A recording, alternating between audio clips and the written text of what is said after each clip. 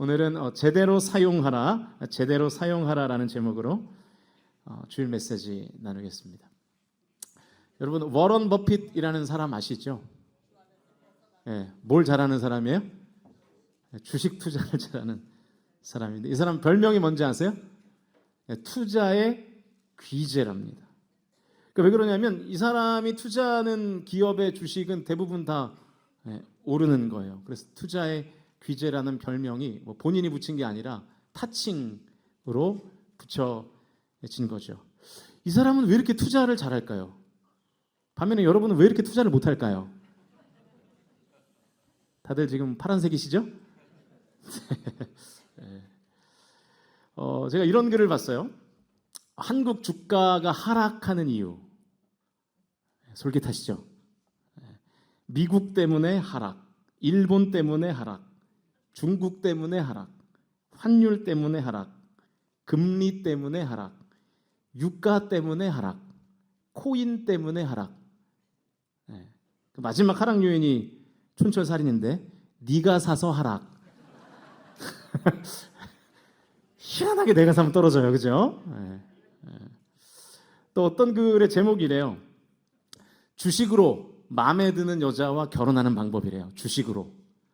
첫 번째, 마음에 드는 여자에게 주식의 한 종목을 권한다. 그러면 이제 그 자매가 그 주식을 사겠죠? 사면 보나마나 주식이 떨어진다. 세 번째, 그럼 이제 그 주식을 추천받아서 산 여성이 그 남자에게 그럴 거 아니에요. 당신이 이 주식 추천했으니까 당신이 책임져. 그럴 거 아니에요. 그럼 마지막 책임지는 의미로 결혼한다. 뭐 이런 거래요. 주식 투자가 쉽지 않다는 얘기예요. 저는 뭐 주식을 뭐 해본 적도 없고 앞으로도 뭐 할 마음이 없지만 할 돈도 없고요. 여러분 웬만해서는 그 주식 안 하시는 게 좋을 것 같아요. 저축을 잘 하세요. 저축을 잘 하셔서 노후 준비를 그렇게 잘 하시면 좋겠습니다. 자, 그런데 워런 버핏은 어떻게 투자의 귀재가 됐을까요? 그 유명한 일화가 있잖아요. 버핏이 한 기업의 CEO와 골프를 쳤답니다. 파3 홀에 딱 도착을 했을 때 골프 좀 아시죠? 좀 치시잖아요. 저는 쳐본 적이 없지만 파3 홀이라는 거는 뭐예요? 그죠? 3번 만에 홀컵에 공을 넣어야 되는 거죠. 이 파3 홀에서 한 CEO가 버핏에게 이런 내기를 했답니다. 이 홀에서 당신이 홀인원을 하면 내가 $10,000를 주겠다. 그런데 당신이 티샷을 해가지고 홀인원을 못하면 나에게 $2만 줘라. 여러분 이거 해볼 만한 내기입니까? 아닙니까? 예? 크게 대답해 보세요. 해볼 만한 내기예요? 아니에요? 그러니까 여러분이 주식이 안 되는 거예요. 충분히 할 만한 내기라고 여겨지죠. 왜냐하면 뭐 운 좋게 홀인원이 되면 얼마니까요?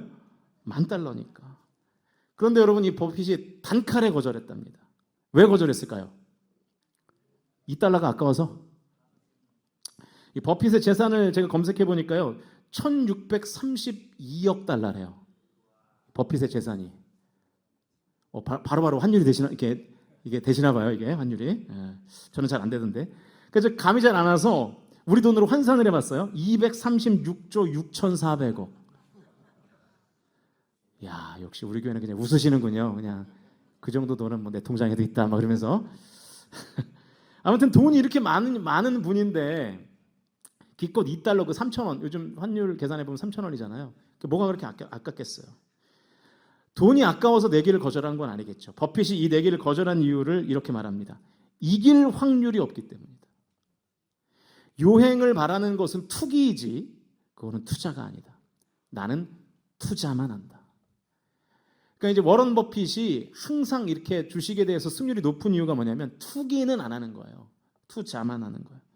아무리 돈이 많고 투자금이 아무리 적어도 확률이 없는 게임에는 $2도 낭비하지 않는다는 것이죠. 그러니까 여러분 돈을 잘못 투자하는 것을 투기라고 하잖아요. 제대로 사용하면 투자라고 하고요. 그러니까 버핏은 돈을 제대로 사용할 줄 아는 사람이었던 거죠. 그런데 최근에 이분이 엊그저께였던 것 같아요. 자신의 회사였던 버크셔 해서웨이라는 그 회사에서 은퇴를 선언했습니다. 근데 은퇴를 선언한 이유가 이래요. 걷다가 내가 균형을 잃을 때가 있다는 거예요. 읽고 있는 신문이 마치 잉크가 너무 적게 인쇄된 것처럼 흐릿하게 보인다는 거예요. 그래서 은퇴를 결심했대요. 왜냐하면 이 버핏의 나이가 94세거든요. 이분이 하는 말이 뭐냐면 90살까지는 멀쩡했대요. 모든 신체의 감각기관이 멀쩡했다는 거예요. 그런데 나이가 90세를 넘어가고부터 하나둘씩 안 보이고 균형 감각을 잃고 그랬다는 거죠. 그러니까 여러분 은퇴를 해버리는 것입니다. 그러니까 버핏은 아는 거죠. 이런 감각들을 제대로 사용하지 못하는 내가 계속 한 기업의 CEO로 있으면 회사에 막대한 피해를 입힐 것을 아는 거예요. 그래서 은퇴를 결심한 것입니다. 여러분 감각을 제대로 잘 사용해서 잘 판단해야 제대로 된 투자를 할 수 있는 것인데 이제 너무 나이가 들어서 이 감각을 제대로 사용할 수 없게 되었고 이것을 깨닫고 나의 돈을 적재적소에 제대로 투자할 사람을 CEO로 세운 것이죠. 여러분 인생에서 내가 가지고 있는 것들을 제대로 잘 사용할 것인가 그렇지 못할 것인가가 굉장히 중요하다는 것을 한 사람을 통해서 우리가 알게 되는 거죠. 오늘 본문의 주인공은 야곱인데요. 야곱은 자기에게 주어진 것들을 제대로 잘 활용하지 못한 사람의 대명사입니다. 그래서 세월을 굉장히 많이 낭비했어요. 여러분 야곱이 낭비한 시간이 그의 인생에서 얼마나 됐는지 아십니까? 오늘 본문에 답이 있는데 38절 말씀 같이 읽어보겠습니다. 시작.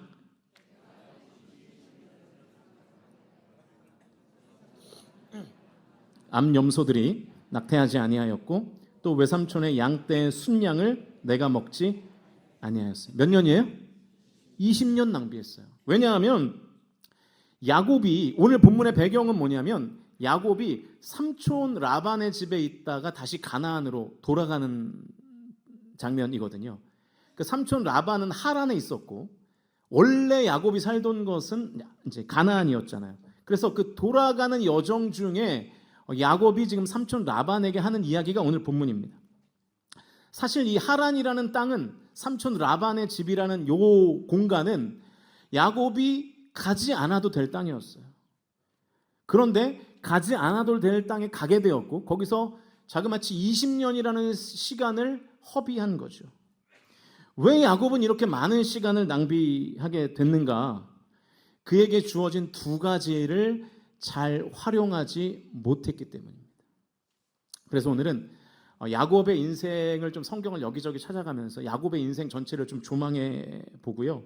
그가 제대로 사용하지 못했던 두 가지가 무엇인지를 찾아보고 우리는 그 두 가지를 제대로 사용해서 세월을 낭비하지 않아야 될 줄로 믿습니다. 그리고 그 낭비하지 않은 시간을 하나님께 쓰임받고 하나님의 복을 누리는 시간으로 삼으실 수 있기를 주님의 이름으로 축원드립니다. 자, 그러면 야곱이 제대로 사용하지 못한 첫 번째 요소를 찾아보겠습니다. 창세기 25장 31절 읽겠습니다. 시작. 야곱이 이르되 형의 장자의 명분을 오늘 내게 팔라. 지금 야곱이 하는 말이에요. 여러분 야곱에게는 열심이 있었습니다.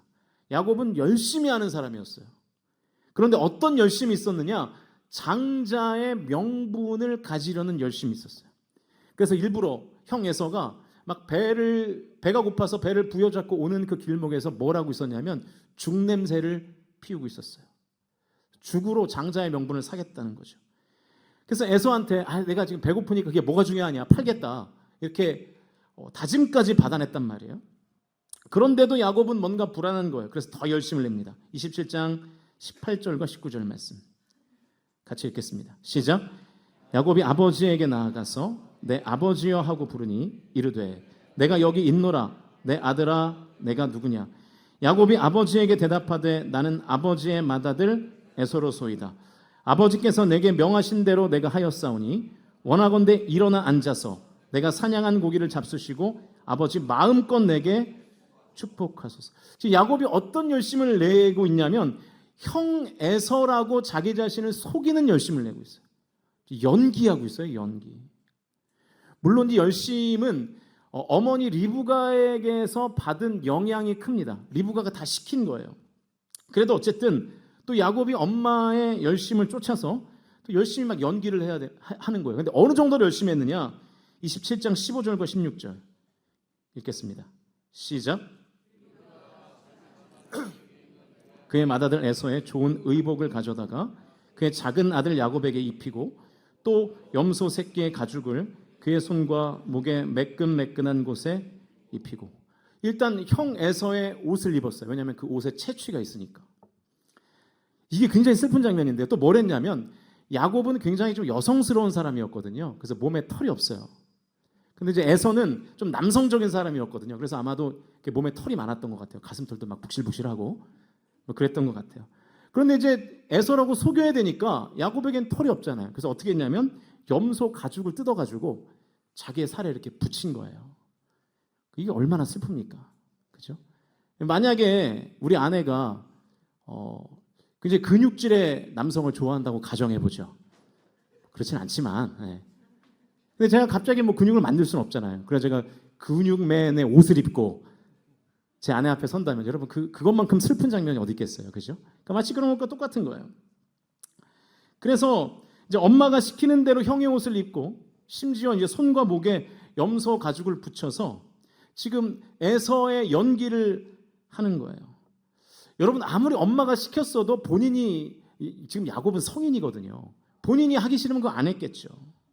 그러니까 사실은 야곱도 그렇게라도 해서 지금 이 장자의 축복을 장자의 복을 받고 싶었던 것이죠.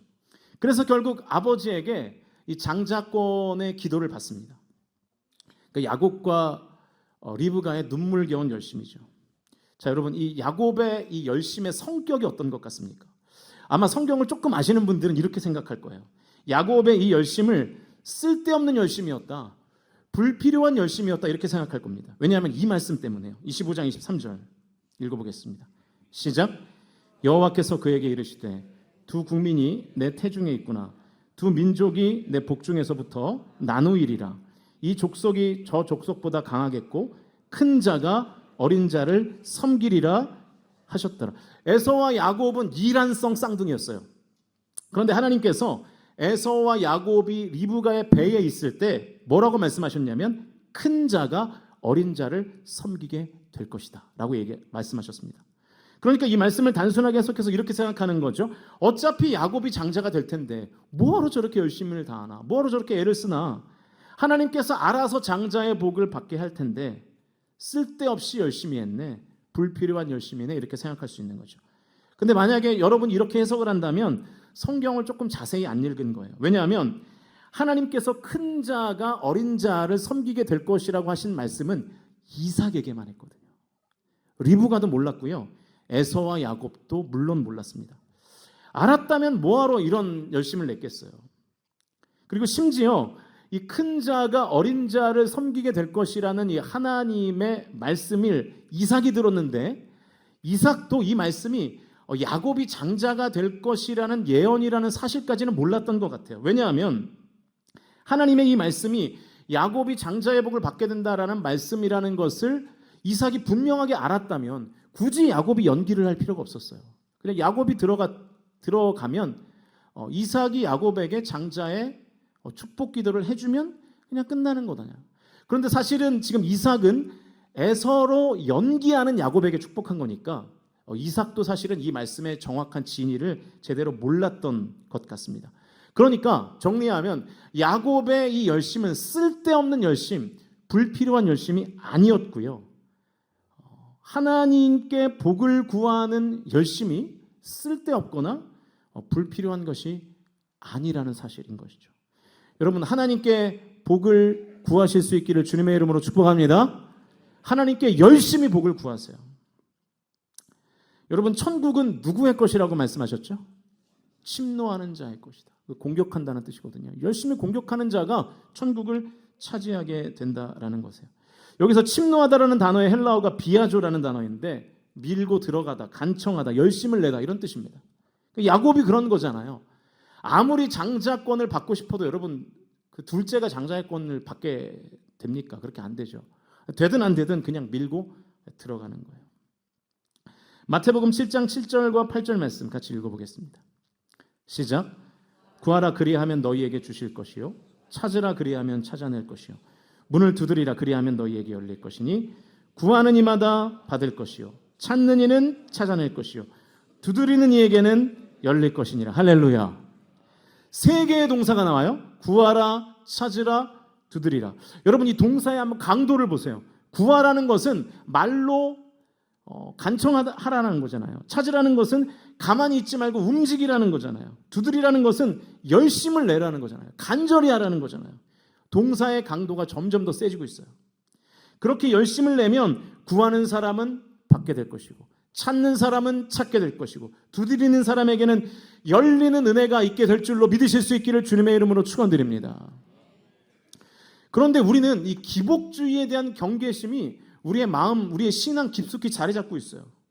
그래서 그런지 어느 순간부터 우리가 복을 구하는 일에 열심을 내지 않아요.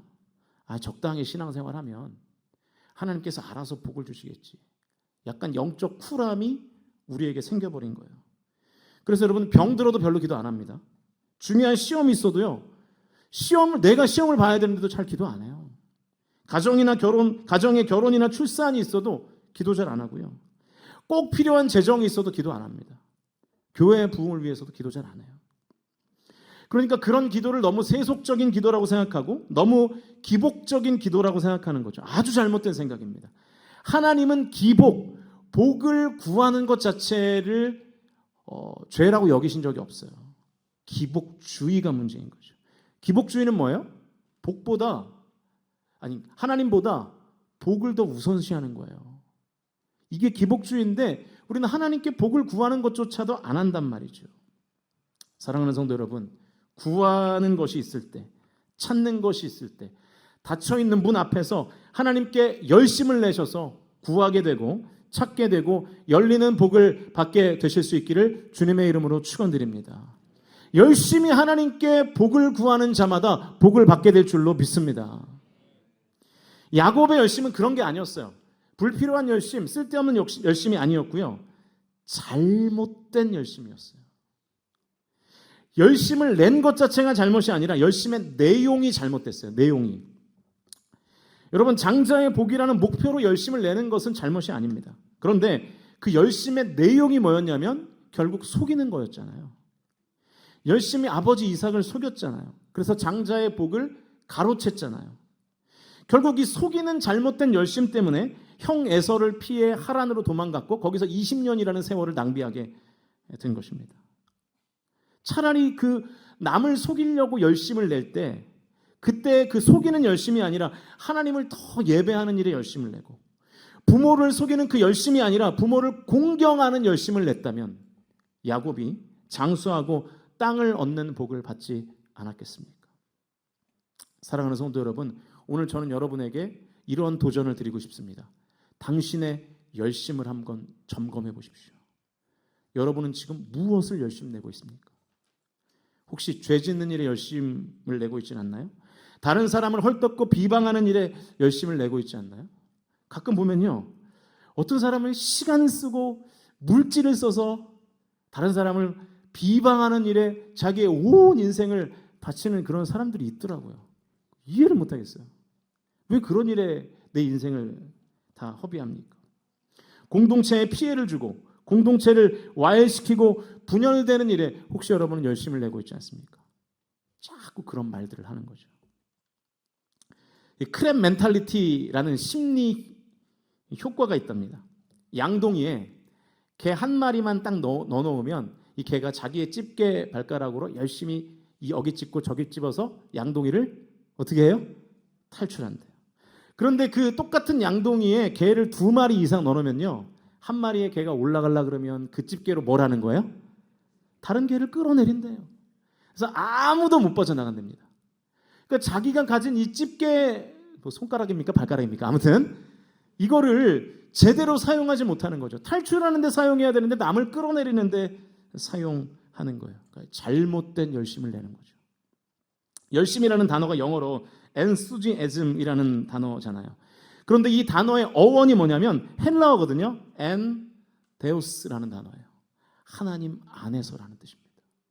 그러니까 여러분의 열심이 어디 안에 있어야 되냐면 하나님 안에 있어야 될 줄로 믿습니다. 하나님 안에서 열심을 내는 것이 진짜 열심이라는 거예요. 제대로 된 열심이라는 거예요.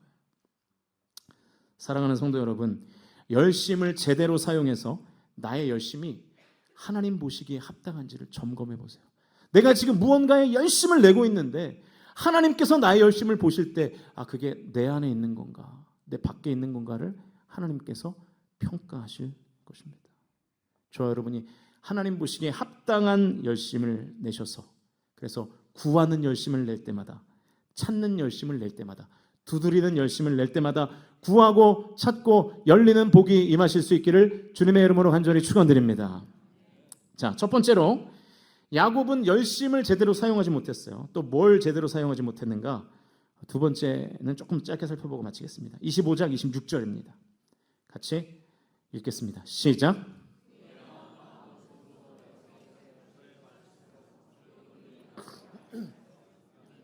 그들을 낳을 때에 이삭이 60세였더라. 여러분, 유대인들에게 이름이라는 것은 굉장히 큰 의미를 갖습니다. 그러니까 성경에 나오는 이름들은 그 사람의 인생 전체를 말하는 거예요. 야곱이라는 이름의 뜻은 이래요. 보여주시면 발꿈치를 잡은 자, 속이는 자, 찬탈자, 그러니까 남의 것을 빼앗는 자라는 뜻입니다. 그 이름이라는 것의 속성이 되게 재미있는데요. 이름은 내 거지만 나는 잘 안 쓰죠. 그죠? 누군가가 나를 부를 때 내 이름을 쓰는 거잖아요. 그러니까 다른 사람이 저를 부를 때 뭐 승민아라고 부른다든가 김승민 목사님 이렇게 부르는 거죠. 제가 저를 소개할 때 뭐 승민이는요 뭐 이렇게 안 하잖아요. 그죠? 좀 이상하게 좀 미쳐 보이잖아요. 그죠? 물론 이제 가끔 귀여운 척하는 여성이 이제 연애할 때 뭐 그럴 수는 있죠. 막 애교를 부리면서 뭐 누구는요 뭐가 먹고 싶어요. 막 이러고 그러면서 이제 남자의 사랑을 부르는데 결혼하면 이제 그렇게 하면 이제 주먹을 부르게 되죠. 아무튼 뭐 그런데 이제 보통 내 이름은 남이 씁니다. 남이 나를 부를 때 내 이름을 사용하는 거예요. 근데 여러분 누군가 나를 부를 때마다 야곱에게는 이렇게 들렸겠죠. 너는 속이는 자야. 너는 다른 사람의 것을 빼앗는 자야. 그러면 나도 모르게 이 이름의 뜻을 의식하며 살게 되지 않겠어요? 조심하게 되겠죠. 내 이름에 그런 뜻이 있지. 남을 속이면 안 되지. 내 이름에 남의 것을 빼앗는다는 뜻이 있지. 그러면 안 되지. 이렇게 주의하지 않겠습니까? 자기의 이름의 뜻을 민감하게 여기지 않겠어요? 그런데 여러분 야곱의 인생을 보면 그렇지 못했습니다. 쉽게 형 에서를 속였고요. 쉽게 아버지를 속였어요. 이게 뭘 의미할까요? 야곱은 자기가 가지고 있는 이름의 영적 의미에 둔감해진 거예요.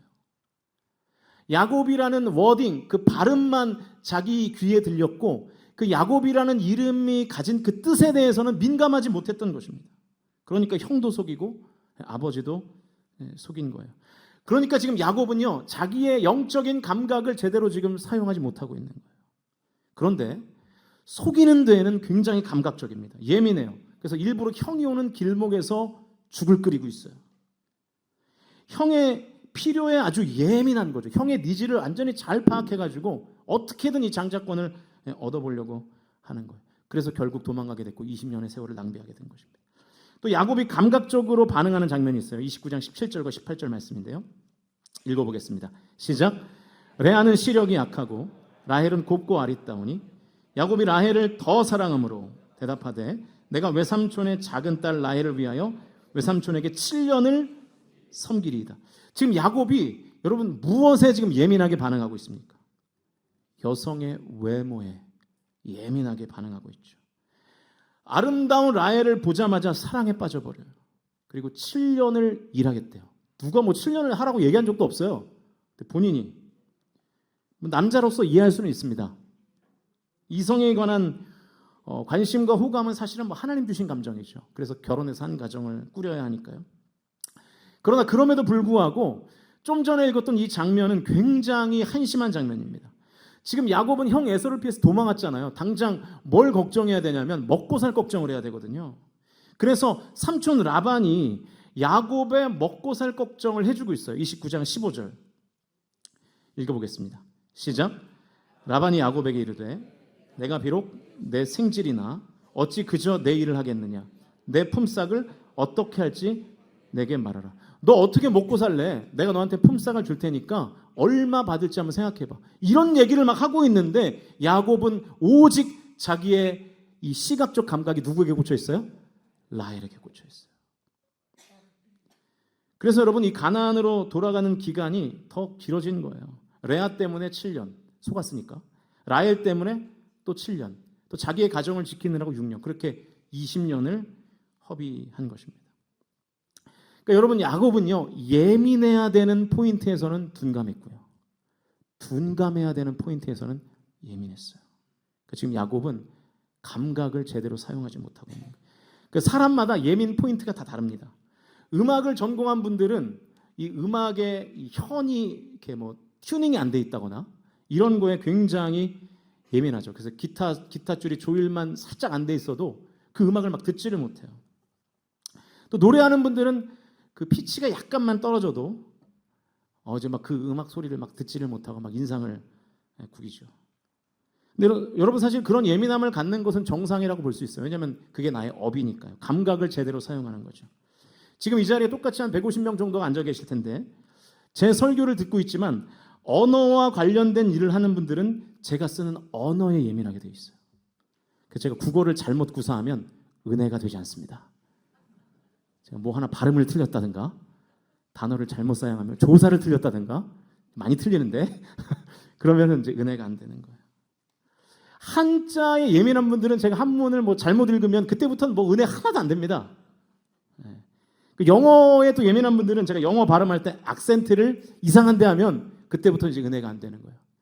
이 패션에 관심이 있는 분들은 제 넥타이가 이렇게만 돼 있어도 은혜 안 됩니다. 30분 내내 이 넥타이만 보고 있어요. 저 어떻게 저걸 해줄까? 그래서 여러분이 제가 항상 이 화면에 제가 안 나올 때마다 항상 제가 넥타이를 이렇게 하는 이유가 제발 설교에 집중하라고 제가 하는 거예요. 제가 뭐 이게 센터가 안 맞으면 저는 사실 이건 불편하지 않거든요. 잘 보이지도 않고. 제가 좀 약간 좀 억울한 부분이 있는데요. 여러분이 저에 대한 이제 저와 이제 한 5년 정도 같이 사시니까 이제 좀 저를 많이 아시는 것 같은데, 여러분 제가 뭐에 예민하죠? 예? 네, 저는 오와 열에 예민합니다. 그래서 줄이 이렇게 잘 맞춰져 있는 거를 저는 좋아해요. 지난주에도 한 장로님이 우리 부욕자 누구에게 목사님 성격 아시죠? 그러면서 이렇게 잘 해놓으세요 막 이렇게 얘기했다고 막 그러더라고요. 여러분 그게 정말 오해예요. 네. 그러니까 저는 제가 그런 거에 좀 예민하기 때문에 우리 집에 있을 때 예를 들면 가전제품이 좀 이렇게 삐뚤어지게 놓여 있다. 그럼 제가 제 시간을 들여서 그걸 이렇게 맞춥니다. 네. 우리 집이니까 그렇게 하는 거예요. 남의 집에 갔을 때도 제가 그럴까요? 그럼 그게 사이코패스지. 그게 안 그러거든요. 남의 집에서는. 제가 목사잖아요. 목사가 성도의 마음과 삶에 예민해야지. 성도 가정에 신방을 갔는데 저 가전제품이 왜 저렇게 놓여 있을까? 를 만약에 예민하게 군다면 그 목회하면 안 되죠. 요즘 저에게 가정 신방 요청이 별로 없거든요. 그래서 그러시는 건 아니죠. 제가 가면 막 살림을 지적하고 그럴까 봐. 그러니까 여러분 절대 오해하지 마십시오. 성도님들의 가정에 줄이 똑바르던 뭐 줄이 물결무늬이던 저와는 아무 상관이 없습니다. 겁먹지 마시고 원하시면 언제든지 신방 요청하시고요. 야곱은 이 예민함을 제대로 사용하지 못한 거예요. 자기 이름의 뜻을 늘 듣고 있으면서도 속이는 자가 되지 않도록, 찬탈하는 자가 되지 않도록 예민하게 죄를 다스렸어야 되는데 무감각했어요. 반대로 속이는 일에 예민했습니다. 치밀했고요. 여성의 아름다움에 예민하게 반응했어요.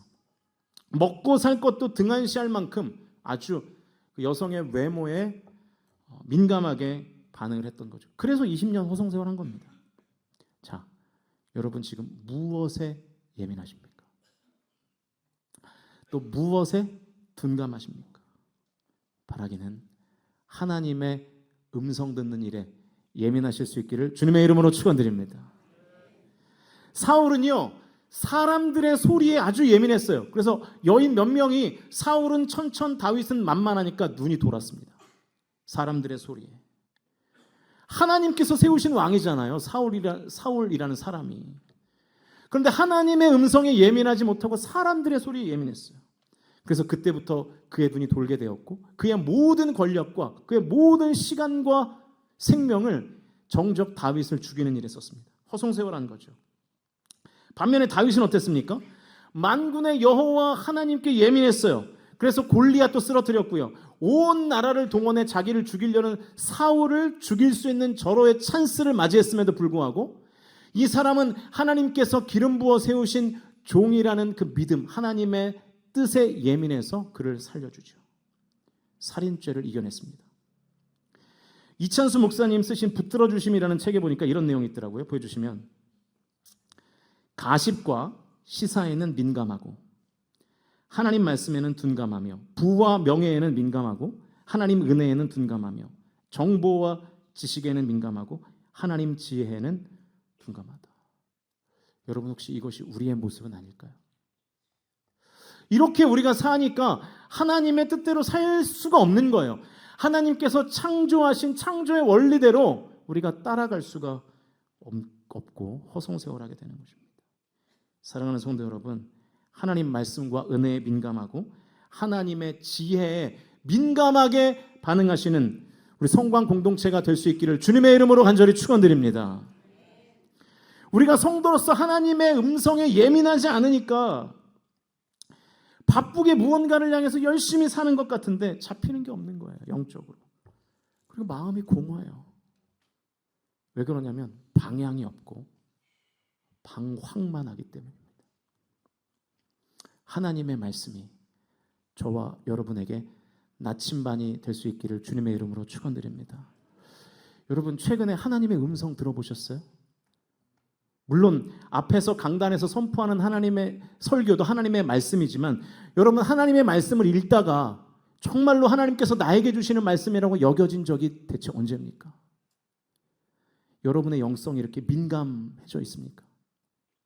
아니면 도무지 내 삶 가운데 하나님의 음성을 전혀 들리지 않고 교회에 와서 이 설교를 들어야만 무언가 약간 뭔가 반응하는 것 같은 그런 삶을 우리가 살아가고 있지는 않습니까? 하나님께서는 말씀으로 우리 인생에 말씀하시는데 저와 여러분이 예민한 영성을 가지셔서 여러분의 가정에서 하나님의 이 성경 66권의 말씀을 읽을 때에도 나에게 말씀하시는 하나님의 음성이 들려지는 영적 예민함을 회복하실 수 있기를 주님의 이름으로 축원드립니다. 이제 말씀을 정리하겠습니다. 여러분 혹시 암을 진단하는 개 이야기를 들어보신 적이 있는지 모르겠어요. 갑자기 개를 얘기하니까 고기를 팍 드시네요. 네. 키우시나 보죠. 네. 영국의 케인스 대학 병원에서는 특수 훈련을 받은 개가 이 남성의 전립선암을 진단하는 것을 국민건강보험으로부터 승인 받았답니다. 이 개가 사람의 소변 냄새에 민감하게 반응해서 이 전립선암 환자의 소변과 정상인의 소변을 구별한다는 거예요. 이 성공률이 98.6%래요. 거의 다 발견하는 거죠. 그렇다고 또 집에서 해보지 마세요. 네. 훈련이 돼야 됩니다. 이 개의 뇌는 인간의 두뇌에 비해서 10분의 1밖에 안 된답니다. 그런데 이 냄새를 구별하는 후각망울이라는 기관이 있는데 이것은 인간의 3배래요. 그래서 개 같은 경우에는 욕이 아니고요. 개 같은 경우는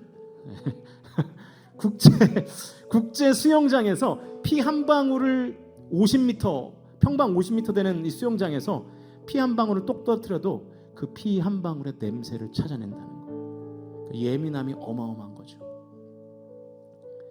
개의 예민한 후각이 우리 몸의 암을 발견하듯이 우리가 하나님의 말씀에 예민할 때 우리의 영적인 건강이 지켜진다는 것을 믿으실 수 있기를 주님의 이름으로 축원드립니다. 시편 19편 7절에서 10절을 보면 하나님께서 우리의 인생을 말씀을 통해서 다 스캔하신다고 나와 있습니다. 우리 좀 길지만 이 말씀을 믿음으로 선포하면서 크게 같이 읽어보겠습니다. 시작. 여호와의 율법은 완전하여 영혼을 소성시키며 여호와의 증거는 확실하여 우둔한 자를 지혜롭게 하며 여호와의 교훈은 정직하여 마음을 기쁘게 하고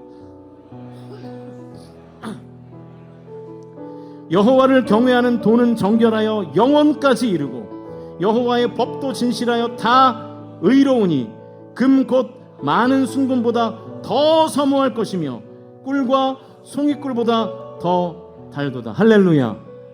하나님의 말씀이 이런 일을 한다는 거예요. 하나님의 말씀을 예민하게 사모하면 저와 여러분의 삶에 영원히 솟게 된답니다. 우리가 지혜롭게 된대요. 우리가 영원에 이르게 된대요. 의롭게 되는 은혜가 있답니다. 여러분, 하나님의 음성에, 하나님의 말씀에 예민하게 반응하실 수 있기를 주님의 이름으로 축원드립니다. 야곱의 두 가지의 잘못된 열심 살펴봤죠. 여러분, 잘못된 것을 사용하는 것을 살펴봤죠. 제대로 된 열심을 내십시오. 그리고 제대로 된 감각을 사용하십시오. 저와 여러분의 삶이 허송세월하는 삶이 아니라 세월을 아끼는 저와 여러분의 삶이 다 되실 수 있기를 주님의 이름으로 간절히 축원드립니다.